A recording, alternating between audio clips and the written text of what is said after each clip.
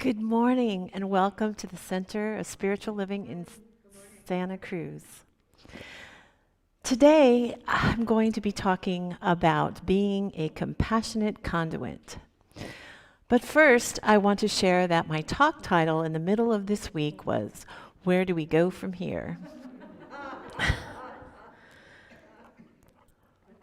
We are in need at this time to become and to be what we preach and what we talk about at this center.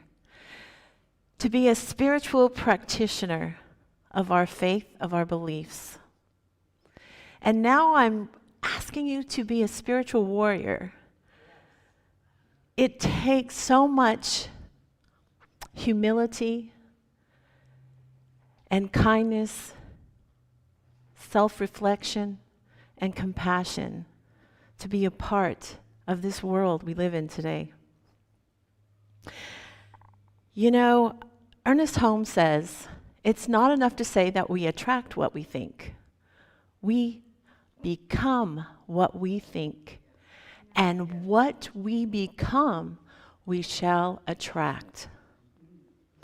Why are our words important? We talk about our thoughts and our words and our affirmations and our spiritual mind treatments. Just what is meant by your word? It means your conscious intention, your conscious direction, your conscious faith and acceptance. Because of what you are doing, the power of spirit will flow through your word in the direction that you give it.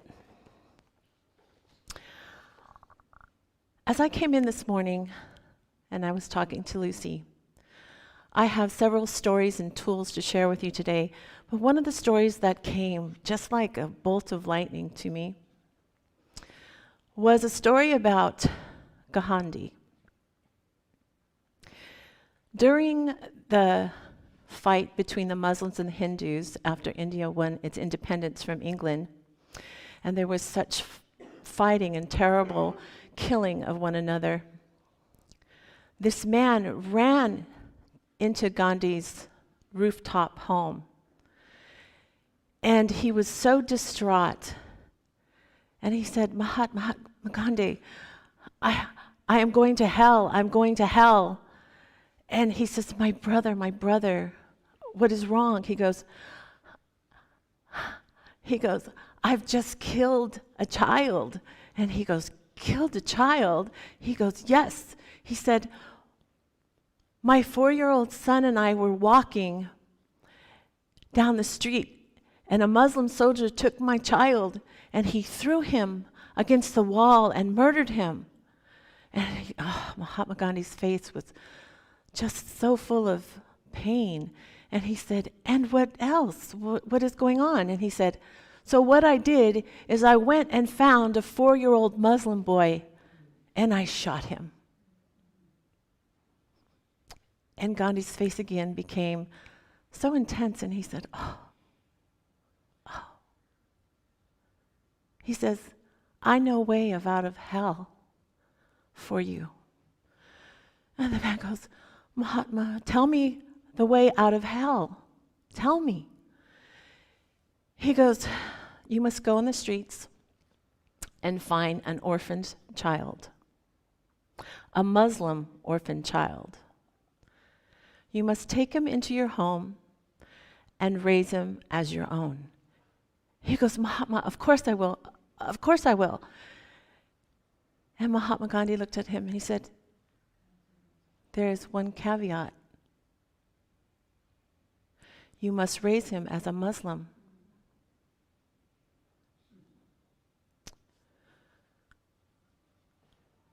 Wow. What we hold so strongly in our beliefs, in our hearts, is the values of life and love and beauty and spiritual truth. And how it expresses, as Lucy says, is individual. Our thoughts, our ideas, our perceptions of our worldview are so different. Can we build bridges with the intention of putting ourselves in someone else's shoes? Especially today, whether you're red, whether you're blue, in this state, in this nation. In building the bridge, it is not just listening, but finding that common ground so that neighbor isn't against neighbor.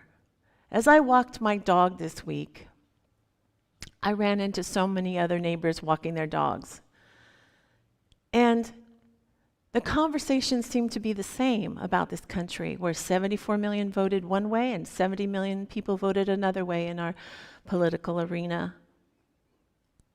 I heard so many stories, even one this morning, about families being torn apart because one is red and one is blue. Grandparents not talking to children, grandchildren not being with their grandparents, uncles, aunts, friends, all because we don't agree. We don't see the world in the same way. And our self-righteousness gets in our way of being human. How do we transcend and transform our ideologies to include our mission statement about a world that works for everyone? How do we do that? It is so easy to be righteous and not humble, especially if today you're on the winning side. However, we know that in the first law of physics and thermodynamics is that energy can neither be created nor destroyed, just transformed. The only power we have as part of being this life force is transformation of energy. Can we step out of our judgments, out of our boxes, and look at the world from a higher view and work on the ideas of transformation? I have another story about a man named Terry Dobson. Terry Dobson writes several books, and was a friend of Ram Dass's. And he was a student of Aikido, one of the first Americans in Japan to get a black belt in Aikido back in the 70s. A student of Aikido is not allowed to fight. It's the art of reconciliation. Whoever has the mind to fight has broken his or her connection with the universe. If you try to dominate people, you are already defeated. Aikido is the study of how to resolve conflict, not how to start it.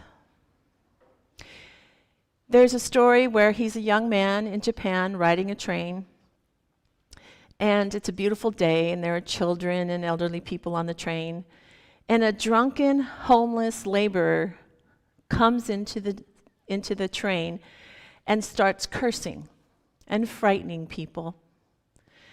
And he actually bumps into this woman with a child in her hands, and she falls into the laps of some elderly people.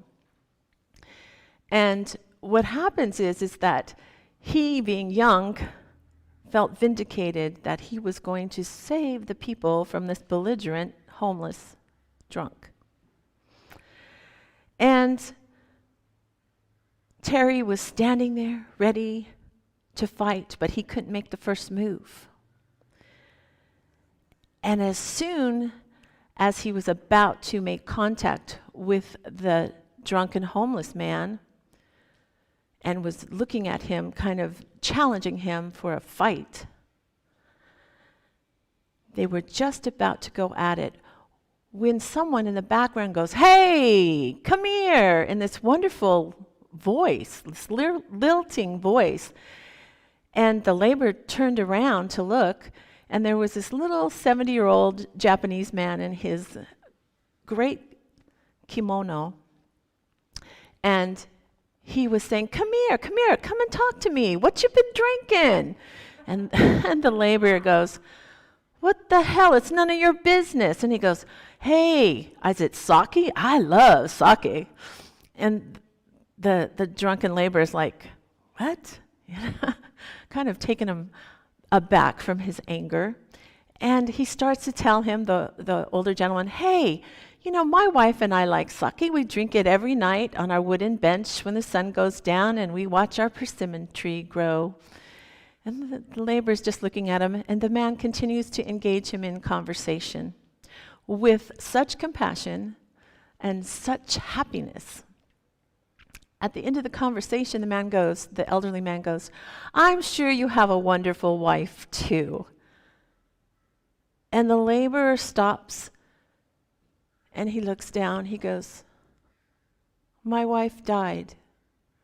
I ain't got no wife. I ain't got no home. I ain't got no job. I'm ashamed of myself. And he started to sob.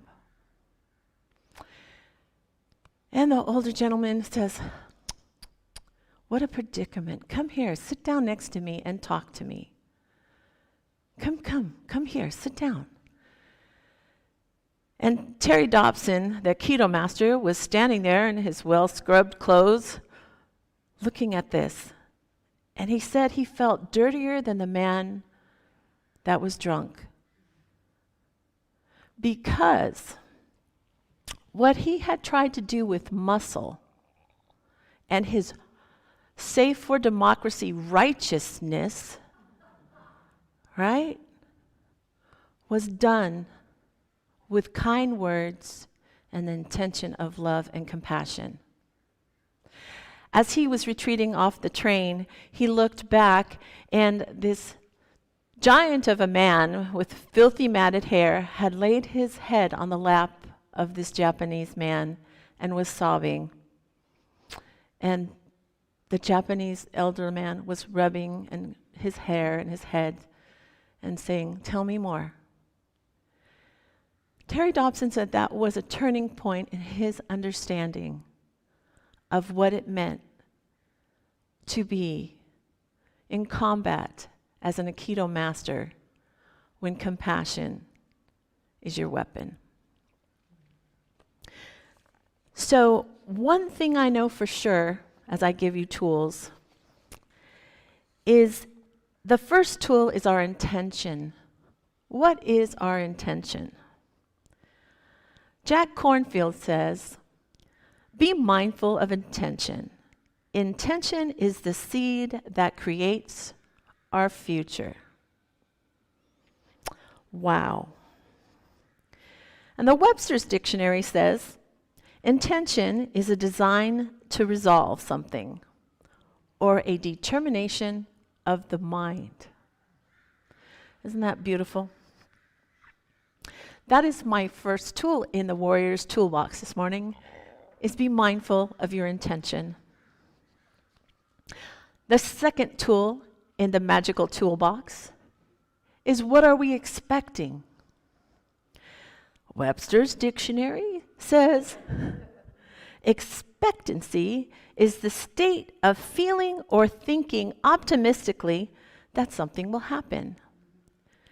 Isn't that what our affirmations, our prayer treatments, it's the foundation of? Knowing that there is a higher power and that we are a part of it and there is a greater good in this universe and we are part of it and can use it. One of the stories about expectancy, Lynn Twist in her book Soul of Money, she talks about her expectancy of working with the richest people in the world and then the poorest people in the world. And one of her stories is working with Mother Teresa in India, in Calcutta. And she just knows that her expectancy is that these people need her help and her assistance, and she is going to work with them. And again, we have to be careful, including myself, about righteousness, not to get in the way of expectancy. So she's working with Mother Teresa on the Calcutta Foundation for the Poor. And one day this Indian couple comes in, and they're very, very, very wealthy. And they are coming in entitled and very arrogant. They come in and they kind of try to own the place, and Mother Teresa is thanking them for their donation, and they decide to take they want a picture with Mother Teresa. And you know, Mother Teresa has osteoporosis, and so her head and her shoulders were kind of down like this. So in the picture that Lynn Twist was taking of this couple and Mother Teresa, the woman, the wealthy woman, decides that she doesn't like that Mother Teresa's head is so down, so she lifts her head up, kind of abruptly and rudely. Lynn Twist gets very upset. And she gets so upset that she says something to the wealthy couple. And after the wealthy couple left, Mother Teresa said, "You need to go home. You have been misguided, and you need to think about what you just did." And she's like, "What? You know? What do you mean? You know, we're supposed to be advocates and stand up for the suffering and be allies." And she goes, "You need to go home, and you need to think and pray." You know, what would that be like to be admonished by Mother Teresa? I mean, that's a pretty big one, right?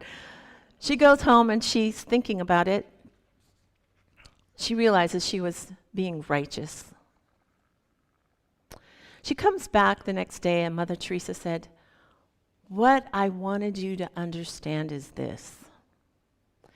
We are working for people who are poor in materialism. They're hungry for food and shelter.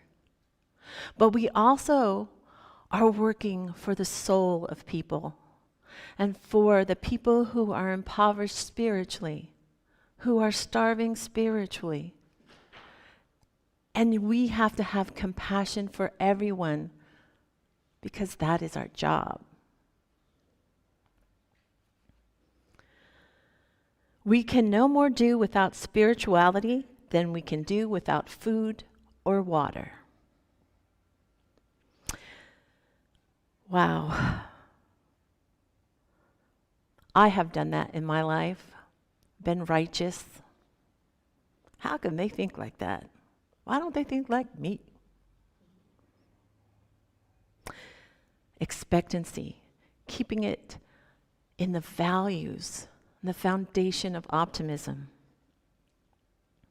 Our next tool is willingness. Webster's Dictionary on willingness is the ability, that's mine.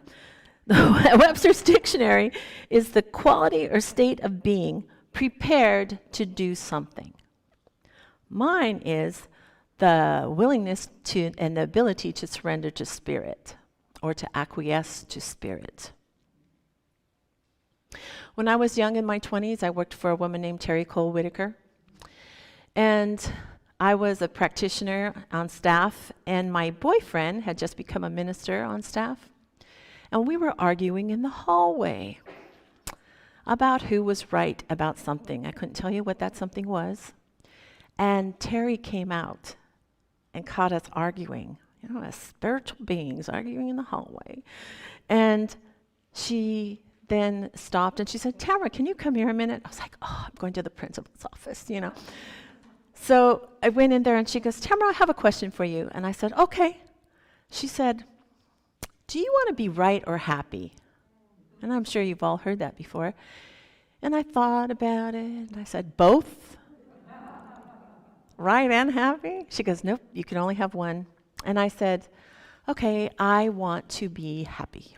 She goes, "Are you willing to do an experiment?" I said, "Absolutely." She said, "Okay. For 2 weeks, the next 2 weeks, you must make your boyfriend Carrie right about everything." I go, "What?" "Huh? You must make your boyfriend right about everything." I said, "He already thinks he's right about everything. Why am I going to do that, And she said, "Okay, are you willing?" I said, "Yes." And she said, "There's a caveat here. When you do that, you must sit with yourself and not only be willing You don't have to think he's right, but you have to be willing that he could be right. And you have to be authentic about it. You can't pretend. You have to really sit with yourself and think about it before you answer him. I said, okay. So the first who's right comes along, and I go, okay, am I willing for him to be right? I took a deep breath, and I said, I'm willing. Don't believe he's right, but I'm willing. And so I said, you may be right. And he goes, you know what? I think you may be right. I was like, what? It's like magic dust, right? I was like, yeah. So for the next 2 weeks, I went about my business, and every time we came about who was right, I would sit there and I say, are you willing? And I would do the work. And every time we would end up having a conversation. It was wonderful, but it took work. And at the end of the 2 weeks, I was tired of doing the work. I don't want to do it anymore. Why? I don't know. But the moment I just wanted to get it over with, and we were in an argument about who was right, I didn't want to sit and see if I was willing and da-da-da, so I just thought I could just say, yeah, you're right. So I was like, I'm not going to do the work. I'm just going to say, you're right. So I go, you're right. He goes, I know I am. And I was like, oh, wow. This stuff has to work by working at it, right? And I was like, darn. It was a big lesson for me. Be mindful of your self-talk. It is a conversation with the universe by David Lee Jones. My last tool in the toolbox is forgiveness. And it's something that I heard from a friend that I was having dinner with last night. Forgiveness is being in a state of perpetual compassion. Our country, our politics have been so divisive and so divided, with families split apart. We stand on a spiritual philosophy of truth, of love, of possibility, and a mission for a world that works for everyone. As a spiritual warrior, I implore you that we transcend our judgments, transform our thinking, with these tools of checking our intention, our expectancy, our willingness, and our ability to forgive, to be a being in perpetual state of compassion. Namaste.